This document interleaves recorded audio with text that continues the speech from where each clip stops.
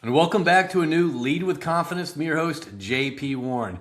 In this episode, we're going to be talking about how to follow up effectively. A lot of times people follow up, or worst part is they don't follow up. And next thing you know, the conversation you had at that networking event just goes away and disappears with no real substance from it. So we're diving in to how to follow up today effectively. And if you're just tuning in to Lead with Confidence, these are daily 10 minutes or less episodes to help you strengthen your soft skills abilities, because that's how we connect. That's how we influence people. That's how we connect, grow, and kind of lead teams. That's through our soft skills, not our technical knowledge. That's 85% of our career success. And that's what we're diving into. So you got the cards, you just had the networking event. How do you actually follow up effectively?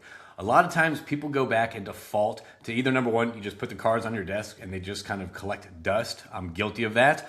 Or you actually do follow up, but chances are it might be a standard, very blanket. Hey, JP, great meeting you at this event. Love to stay in touch, or looking forward to staying connected. That goes into the forget you bucket, because a lot of times that is such a standard response. A lot of people forget the conversation you had. So let's talk about actually how to dive in and really follow up a more effective way. Okay. So number one, you got to follow up within 48 hours. Okay. So that 48-hour window is crucial to follow up, because you're still on their mind after that conversation. We talked about previously how to have better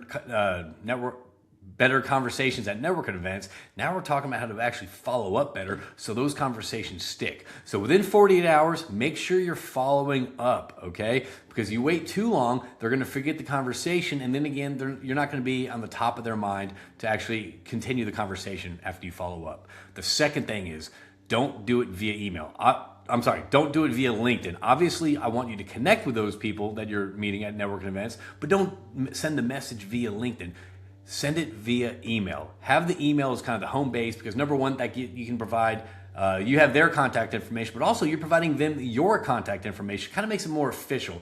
Email's a lot more searchable. People respond to it, and people are always getting dinged on their phone with emails versus a LinkedIn outreach or stuff like that. So number one, first 48 hours is crucial. The second thing is follow up via email. All right. And the third thing is, and this is something we actually talked about in our previous episodes as well. So when you're in these conversations, you're staying away from what do you do, how are you, who do you work for, style of questions, and you're really kind of diving into book report method, where you're actually learning about the person you're talking to. So the third piece to following up is reference a key point that y'all brought up during your conversation at the networking event, okay? So whether they liked podcasts, or the AI and whatever, and AI and engineering podcast, right? Let's say they're really talking about AI and engineering, how it affects them and all this stuff.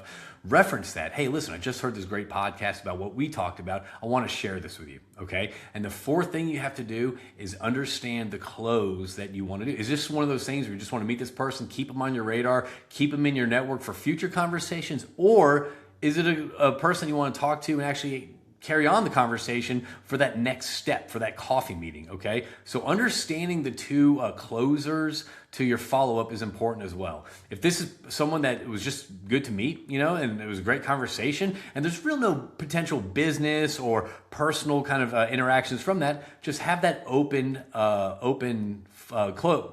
have that open closer saying, hey, listen, great meeting you. You're on my radar. I'd love to kind of have a further conversation next time we tag up, right? Or if you need that next step, if you need to further the conversation a little bit more, this is when you kind of say, hey, listen, based on our conversation, this is exactly the stuff that I do. I'd love 15 minutes of your time to have a cup of coffee and just kind of talk about this a little bit more, right?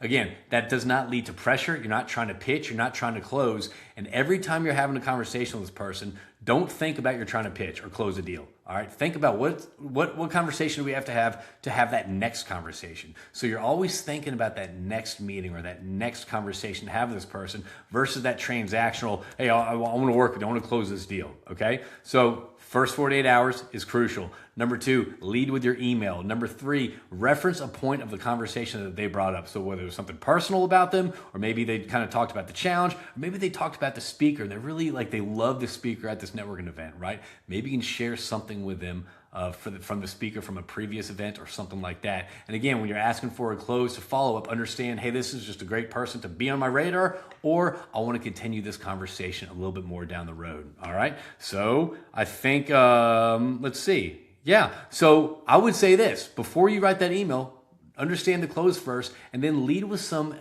don't copy and paste follow-up messages, because people understand it. People are seeing through that more now than they previously have. I would say stay away from the AI follow-up message and lead with your human side, your HI, your human intelligence, okay?